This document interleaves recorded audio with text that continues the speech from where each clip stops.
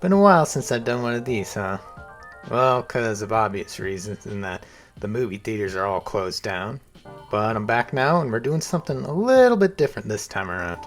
So instead, we're looking at an older film. Not only that, but an anime film from 1983, Crusher Joe.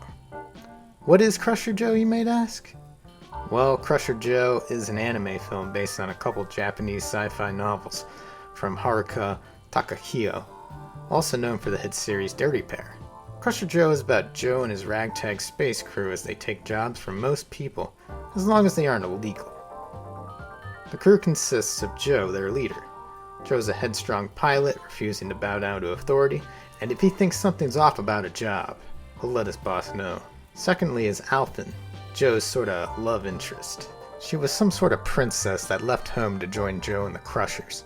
Although goofy and fun-loving, she is no less badass than her male counterparts. Thirdly, we have Talos, the older, strong member of the group. He used to travel with Joe's father before Joe became a Crusher, and is now part of his crew. Parts of his body are artificial, such as a machine gun hand. Finally, we have Ricky, the kid of the group. He's a bratty smartass who can get under enemy skins, but can still handle a gun just as well. So that's the basic background of the group. But what's the film actually about? So Joe and his crew are asked out of the blue if they can deliver some cargo and passengers. Although the guy who asks him seems fishy, they agree to deliver it. However, as they're traveling, their warp drive malfunctions and knocks the ship and crew out. They wake up after and discover that the passengers and crew are gone. To make matters worse, the United Space Force arrests them, and they are suspended of their space license for 6 months by the Crusher Council. In an effort to clear their names and rescind their suspension, they head out to a planet called Laggle to find the person who hired them and uncover the truth about what happened to the passengers and cargo. So this anime is just beautiful. For 1983, it is just gorgeous to look at. Director Yoshikazu Yasuhiko worked on the film, and you can tell he has a love for space stories.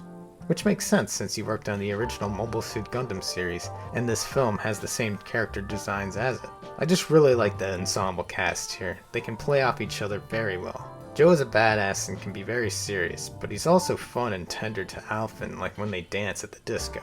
Talos may make fun of Ricky at some points, but it's clear he cares for the little guy when he takes a beating for him. Another thing I like about this film is that you don't really need to know anything about Crusher Joe to enjoy this film.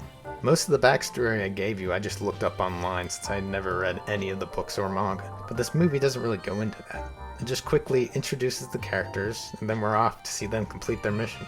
No bullshit. So in a way, it's a great introduction to Crusher Joe. I definitely want to check out the OVAs and manga now that I've seen this film. Oh, an interesting fact. This film was animated in 4:3, but it was shown theatrically in Japan in 16:9. So there are 2 versions of the film that were released. I guess they wanted the film to look a little bit more cinematic, but if you're like me, the full-frame uncropped 4:3 version is the one you want to go for, just to see the whole picture. Or maybe you're some kind of insane person that likes cropped footage put into a 16:9 frame.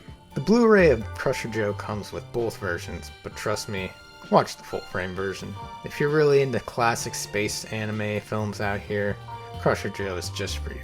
The Blu-ray came out just recently, and trust me, it's just as gorgeous looking as ever. So check it out if you can.